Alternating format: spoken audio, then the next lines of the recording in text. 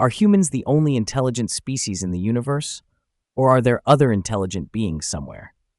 If aliens really exist, then it is natural to think that perhaps aliens ask such questions too. Are they alone in this universe? How can we establish communication between two intelligent species in our universe? Keeping this in mind, NASA has spearheaded many projects to somehow send a message to the aliens. In 1977, NASA launched its Voyager 1 spacecraft with a clearly defined mission to explore our solar system, including its outer planets, the edges of our sun's effects, and even beyond that. In simple words, it was an interstellar mission. There are millions of solar systems in our Milky Way galaxy. The space between these solar systems is known as interstellar space. Till date, NASA has launched only 5 interstellar spacecrafts. They were the Pioneer 10, Pioneer 11, Voyager 1, Voyager 2, and New Horizons. And only 2 of these 5 have been able to reach interstellar space because it takes an extremely long time to reach the interstellar space beyond our solar system. The 2 that have reached this are very special, Voyager 1 and Voyager 2. They went around exploring our solar system, giving it amazing photos of Jupiter, Saturn, Uranus, and Neptune. Till date, Voyager 2 is the only spacecraft to have gone near Uranus and Neptune. And the Voyager 1's journey has been so long that it has officially become the man-made object that went farthest from the Earth. As of October 2024, it is 24.7 billion kilometers away from the Earth. But the most interesting part about these 2 Voyagers is that they are carrying messages for aliens. That is now traveling through space. These messages were sent with the hope that we might meet aliens someday, and through these messages, we can tell them something about us. We step out of our solar system into the others. What is hidden in these messages? What message does NASA want to convey to aliens on behalf of humankind? Let's know the story of the Voyager missions in this video. Welcome to Deep Dive Diaries. Friends, in 1965, an engineer working at NASA noticed that the last 4 planets of our solar system, Jupiter, Saturn, Uranus, and Neptune, would be in a unique geometric arrangement during the late 1970s. An unique arrangement which occurs only once every 175 years. This arrangement meant that a spacecraft could be sent which could take advantage of the gravitational force of these 4 planets and pass near these 4 planets using relatively little fuel and time. This principle is called gravity assist, using the mass of a planet or an object in space to change its speed and trajectory. Based on this principle, NASA made plans for its Voyager 1 and Voyager 2 missions. And this is why the year 1977 was chosen to launch these 2 spacecraft. According to the mission, Voyager 1 had to fly by Jupiter and Saturn, especially focusing on Saturn's moon, Titan, and Voyager 2 had to pass by Jupiter, Saturn, Uranus, and Neptune. The design of both the spacecraft were quite similar. Both were powered by 3 radioisotope thermoelectric generators. They did not have solar panels, because after crossing Mars and Jupiter, solar energy becomes useless to a large extent. At that distance, the sun's rays do not have sufficient energy so that solar energy could be obtained from it. While their mission was to go beyond the solar system. That's why these devices are powered by the radioactive decay of the element plutonium. When plutonium decays, heat is released. That heat can be converted into electricity. That's why it was named the radioisotope thermoelectric generator.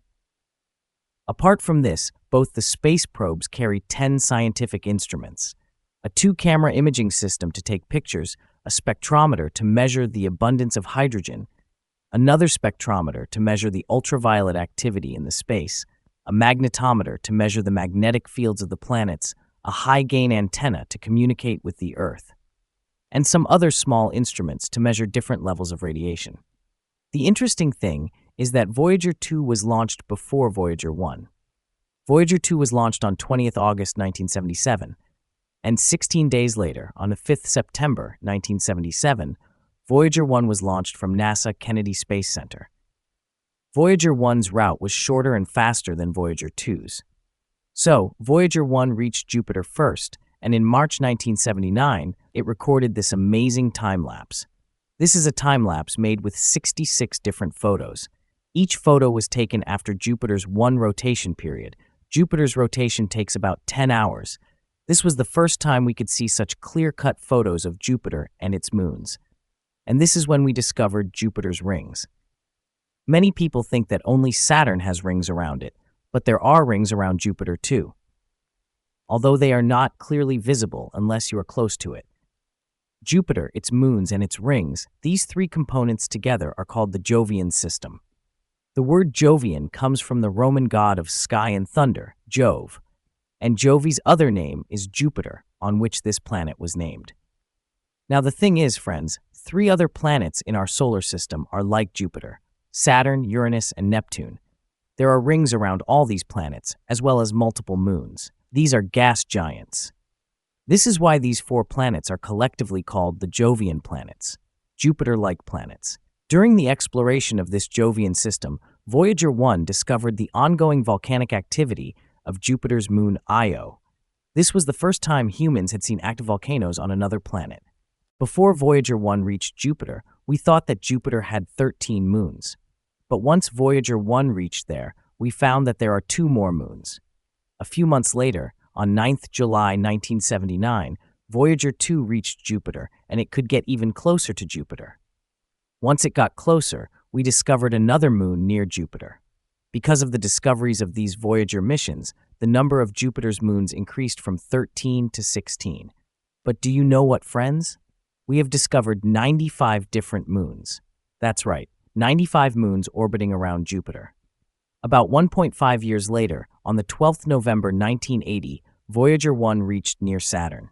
By this time, Voyager 1's speed had increased much more than Voyager 2's, that it took 9 more months for Voyager 2 to reach Saturn. Once it reached Saturn, Voyager 1 discovered 3 new moons: Atlas, Prometheus, and Pandora. Pandora is the same name that the alien planet in the film Avatar was called. But in reality, it is the name of one of Saturn's moons. At that time, there were about 15 known moons of Saturn, but by now, around 146 moons have been discovered. Voyager 1 has captured the photos of many moons. You can see some on the screen. Among them, perhaps the most interesting, is the moon Titan. Apart from the Earth, this is the only object in our solar system where we have clear evidence of the existence of a lot of water in liquid state. This is why many science fiction movies are based on it, where Titan is shown as a place that either has aliens or where humans can live. Titan can become our home. After crossing Saturn, the paths of Voyager 1 and Voyager 2 diverge. Voyager 2 continues towards Uranus and Neptune and becomes the first and only man-made object to fly by near these planets. It passed by Uranus in 1986 and Neptune in 1989, and we get these marvelous photos. On the other hand, Voyager 1 changed its trajectory and left the ecliptic plane. If you don't know what an ecliptic plane is, it is an imaginary plane on which the planets of our solar system revolve around the Sun in their respective orbits. If you look at it in 3 dimensions, the plane looks like this. The orbits of the planets may differ by a few degrees, but they look almost like a flat plane. But Voyager 1 flies above and beyond this plane. Using gravity assist, Voyager 1's probe gets extremely fast. Today, it is flying across space at the speed of more than 60,000 kilometers per hour. In this diagram, you can see the rough estimates of the current location of Voyager 1 and Voyager 2. On the 1st January 1990, Voyager's interstellar mission began. The official mission was to go beyond the Sun's influence. The next month on Valentine's Day, on the 14th February 1990, Voyager 1 took this famous photo, the pale blue dot. This photo was taken when Voyager 1 was about 6 billion kilometers away from the Earth. In it, our Earth looks like a small blue dot. From this perspective, Voyager 1's camera took a selfie of our inner solar system, a family portrait in which Venus, Earth, Jupiter, Saturn, Uranus, and Neptune can be seen together. If you are looking for Mercury and Mars, they are not visible in it because of the Sun's harsh reflection.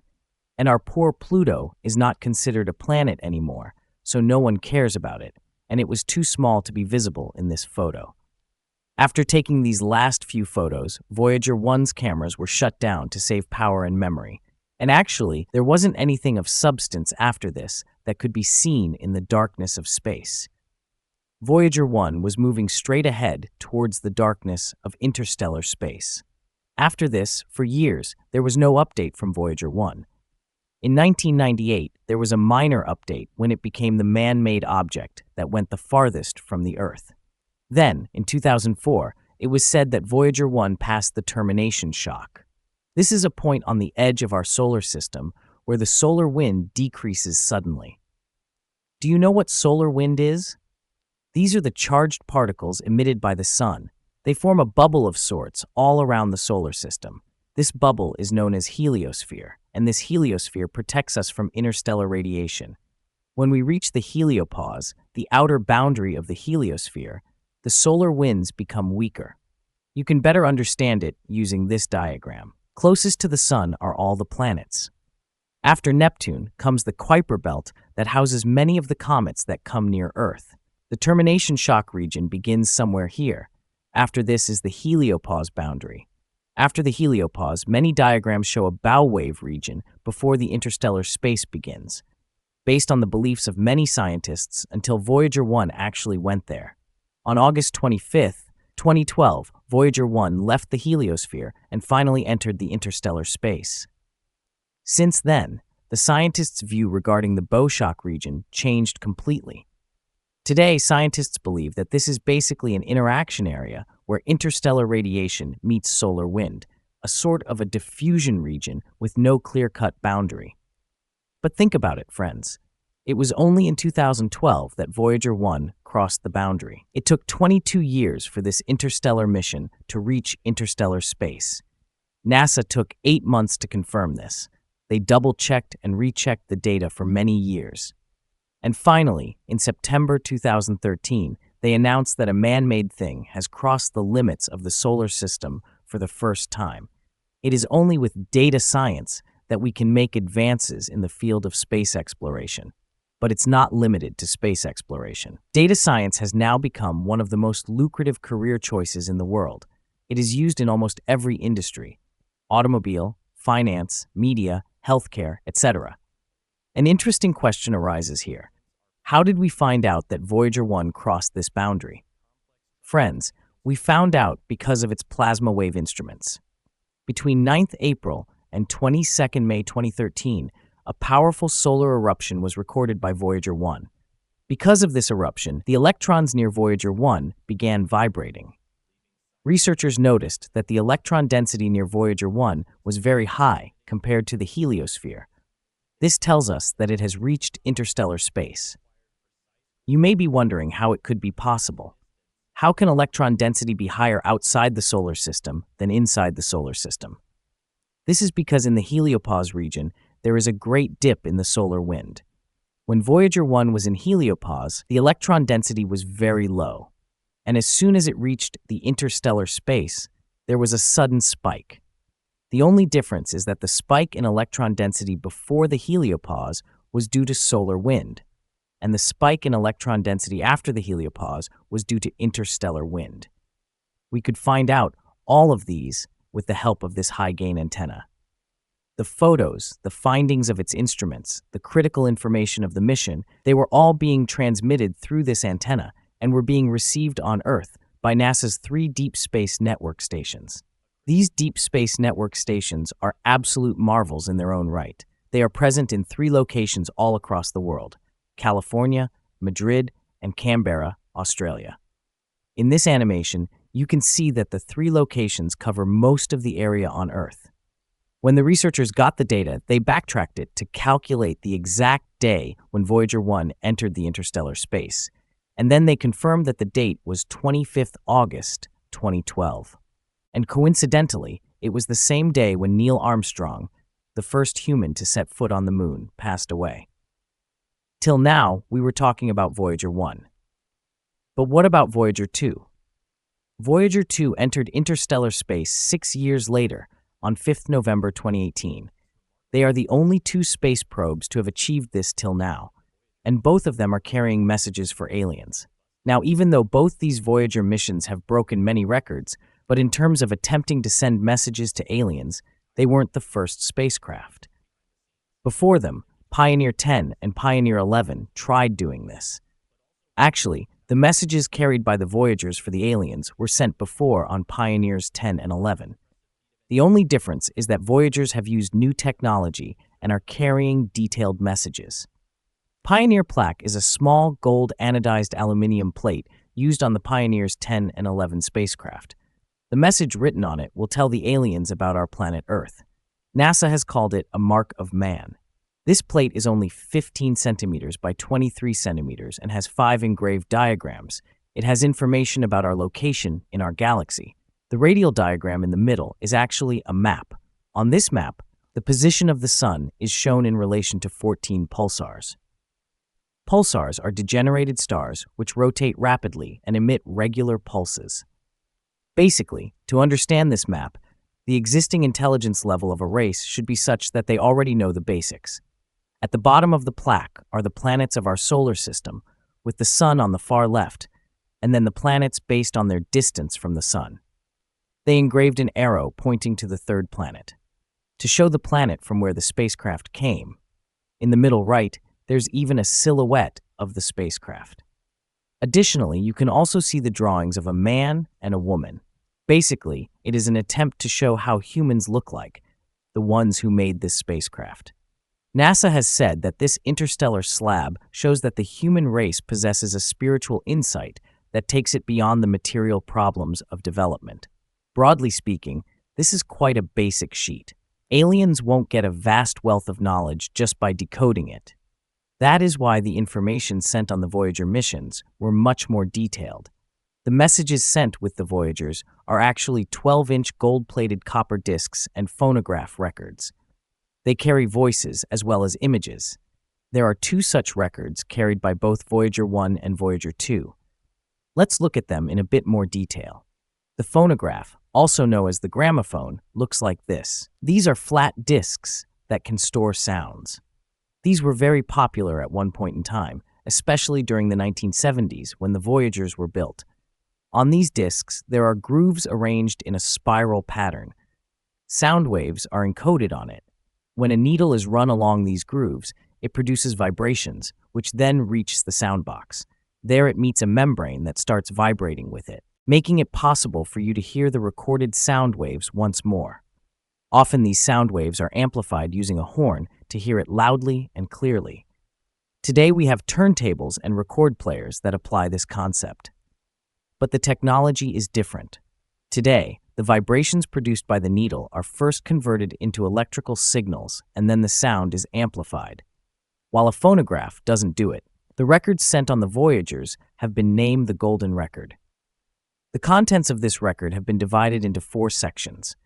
The first section is Scenes from Earth. It contains 115 images and diagrams providing information about our planet and the species on it.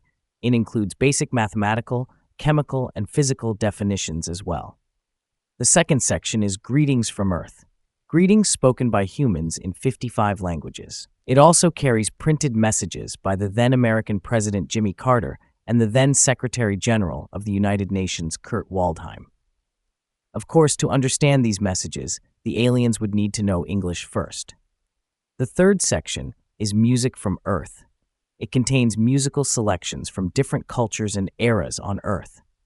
There are 28 audio recordings of Eastern and Western classical music, including an Indian song based on Rag Bhairavi, Jat Kahan Ho, sung by Sir Shri Kesarbai Kirkar.